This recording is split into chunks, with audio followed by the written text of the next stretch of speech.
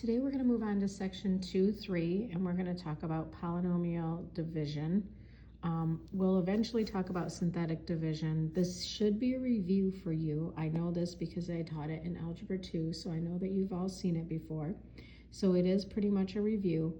I also know that students usually struggle with this because you don't know how to long divide anyway. Just using numbers, and so now we're throwing in expressions and it makes it a little more difficult.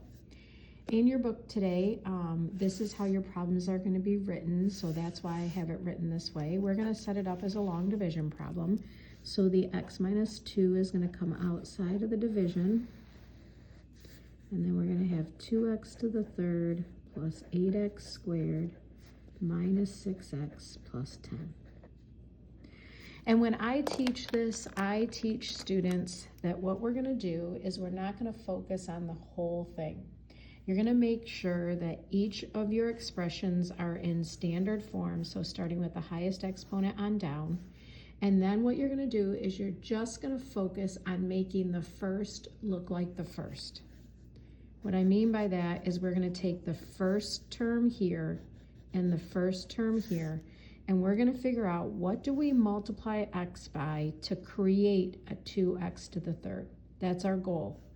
Multiply x to make a 2x to the third.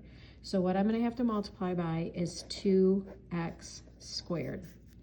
When I do that, 2x squared times x becomes 2x to the third. You need to match these up so when we subtract in a minute, it drops out. So when we multiply, however, we don't just multiply by that x, even though we ignored the negative 2 before. Now we're going to multiply by the minus 2. So 2 times negative 2 is negative 4, and then x squared. And notice how I'm writing these underneath their like terms, meaning underneath their same variables. Then we are going to subtract all of this. And I always put parentheses around this with a subtraction out in front. I know some teachers teach this as to change all your signs, but to me, if you're going back and trying to correct your work, it's too confusing that way. So I always just write it this way. So we're doing 2x to the third minus 2x to the third, which cancels, which was our goal. That's what we wanted to have happen. And then 8x squared minus a negative 4x squared. And honestly, this is where we're going to make the majority of our mistakes. 8 minus a negative 4 is a positive 12x squared. We're going to bring down our next term and then start the whole process all over again. So making the first look like the first. So an x into a 12x squared. So we're going to have to multiply by a positive 12, and we're going to put a plus sign there to create the term difference, and then an x. 12 times 1 is 12. X times x is x squared. So we'll write that down. Then we'll multiply the 12x by the minus 2. So that's going to be negative 24x. And then we're going to subtract that whole thing.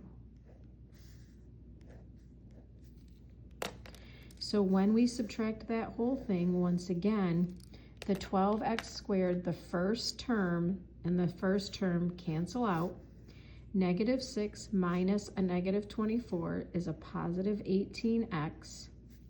Be careful. Again, that's where we're going to make most of our mistakes. We're going to bring down the positive 10 and start our whole process all over again. You know you're done, not when you run out of items to bring down. You know you're done when you can no longer multiply that term by something to make this term. I can still multiply x by something to create an 18x. I'm going to multiply by positive 18.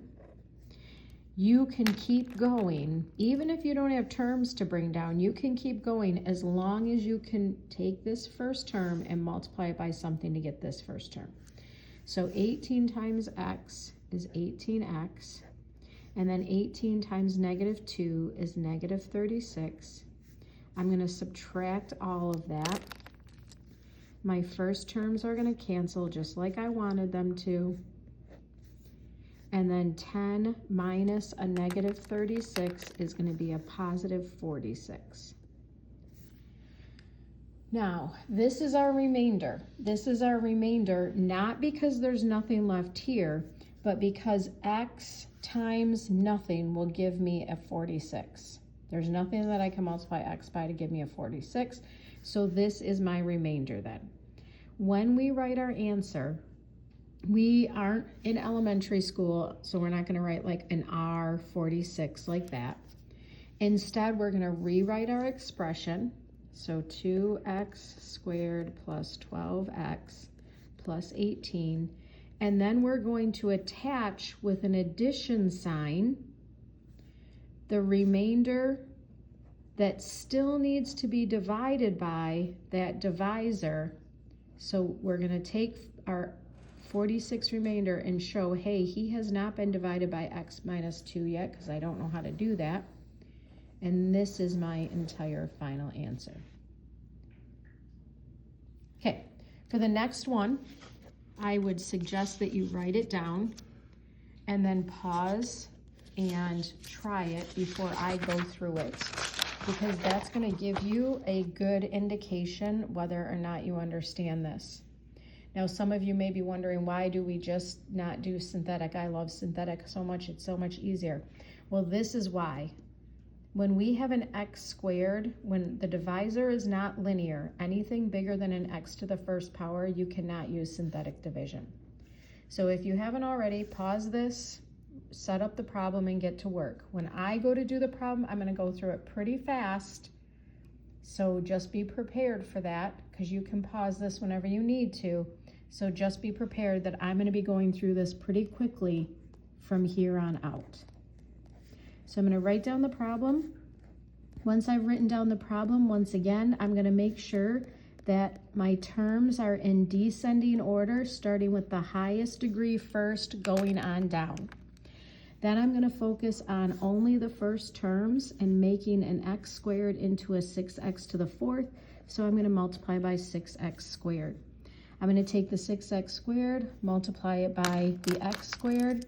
That's going to create a 6x to the fourth, so I'm going to write that underneath there. Then I'm going to take 6x squared, multiply it by x. That's going to be a positive 6x to the third. And then 6x times negative 1 is negative 6x squared. I'm going to subtract that whole thing.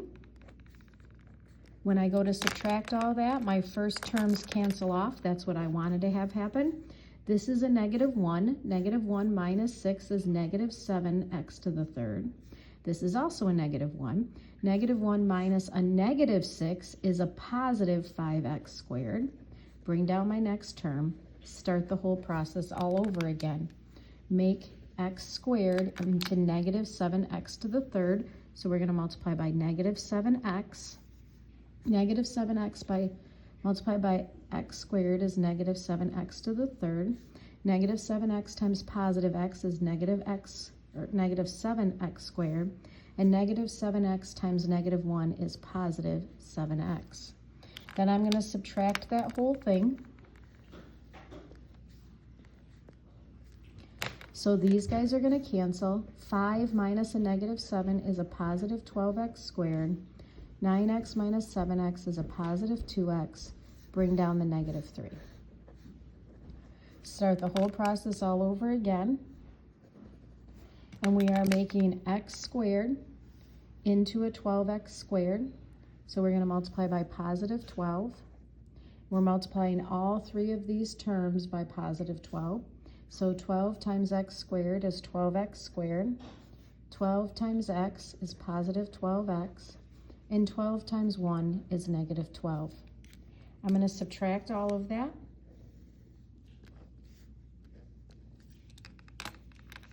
The 12x squareds cancel. 2 minus 12 is negative 10x. Negative 3 minus 12 is positive 9. Now we're going to go ahead and write our answer. So we have 6x squared minus 7x plus 12. I do have a remainder, so I'm going to add to that my remainder, still being divided by my divisor. And there it is. Now, when you go to check this in the back of the book, or if this was on an SAT or a multiple choice exam or something, I want to give you fair warning. Again, this is going to occur in the back of your book and multiple choice type of assessments, standardized multiple choice. We do not like to have double symbols here. So we want to take this negative and bring it down here. But it's not as simple as just bringing the negative down here. Because this negative, although it lives with the 10x, I can't just bring it down here. Because then I'm changing the value of this fraction. So what I end up having to do is I end up having to take a -1 out of the 10x and the 9. So I factor out a -1, and then that negative now can come down and change this to a subtraction sign. I'm not picky about which way you write it, but I do want you to be aware that when you go to check your answers, this is the way they are going to write it in the back of the book. Okay? So when that negative is there, it's not just a matter of pulling that negative down. You have to factor it out of every term that's there. So that ends up being your final answer. Today's assignment, you're going to do page 142. And you're going to do numbers 11 through 19, the odds.